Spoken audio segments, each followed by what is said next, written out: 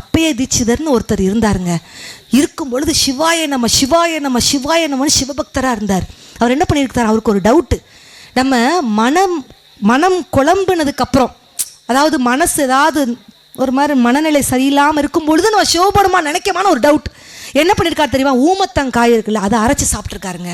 அதை அரைச்சி சாப்பிட்டாலும் நான் சிவபெருமானின் நாமத்தை உச்சரிக்கிறேனா அப்படின்னு செக் பண்ணி பார்த்தா மனம் அப்படி பிசைந்து போனதுக்கு அப்புறமும் சிவபெருமான் நாமத்தை உச்சரித்தவர் தான் அப்பைய தீட்சிதர்.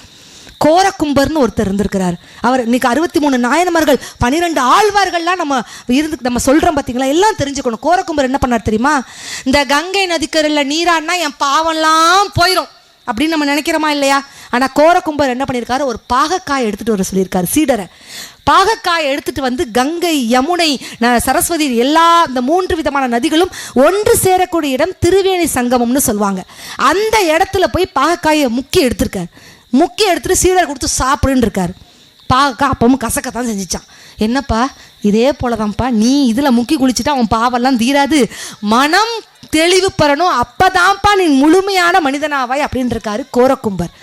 அப்போ எல்லா விதமான மனிதர்கள், பெரியாழ்வார்னு ஒருத்தர் இருந்தார். கடவுளை பார்த்து, இப்போ சுடலமாட சுவாமியை பார்த்து நீங்கள் கும்பிடுவீங்க, பக்தி வைத்தவர்கள் உண்டு. ஆனால் பெரியாழ்வார்னு ஏன் பேர் வந்துச்சு தெரியுமா, கடவுள் மேல் பக்தி வைத்தவர்கள் உண்டு. ஆனால் பெருமாளே நீ இவ்வளவு அழகாக இருக்கிறேன் பாசம் வைத்தவர்களால் தான், பெருமாளே வாழ்த்தியவர் என்பதால் தான் பெரியாழ்வார் அப்படின்ட்டு பேர் பெற்றாருங்க. மனசிலே கோவில் கட்டியவர் தான் பூசலார் நாயனார். கடவுளுக்கு மனசிலே கோவில் கட்டியிருக்கார் பூசலார் நாயனார். அதிபத்த நாயனார்னு ஒருத்தர் இருந்தார். அவர் ஏழை மீனவன். என்ன பண்ணார் தெரியுமா, டெய்லி ஒரு மீன் ஏதாவது ஒரு மீன் வந்துச்சுன்னா, 10 மீன் வந்துச்சுன்னா அது ஒரு மீன் எடுத்து மீண்டும் கடலுக்குள்ளே விட்டு இது கடவுளுக்குன்னு அனுப்பிச்சிடுவாராம். ரொம்ப நாட்களாக மீன்களே கிடைக்கல. ஆனால் மனுஷன் கவலையே படலை. பசி, வயிறு, வறுமை, ரொம்ப நாட்கள் கழித்து ஒரு மீன் கிடச்சிருக்கு. நம்மளாக இருந்தால் என்ன பண்ணுவோம், உடனே வீட்டுக்கு எடுத்துகிட்டு போய் நினைப்போம்.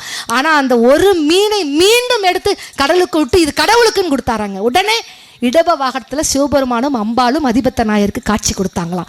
அப்போ நாம் இன்னைக்கு கொடுக்கும் மனம் கொண்டவர்களாக இருக்கோமா அப்படின்ட்டு யோசிச்சு பார்க்கணும்.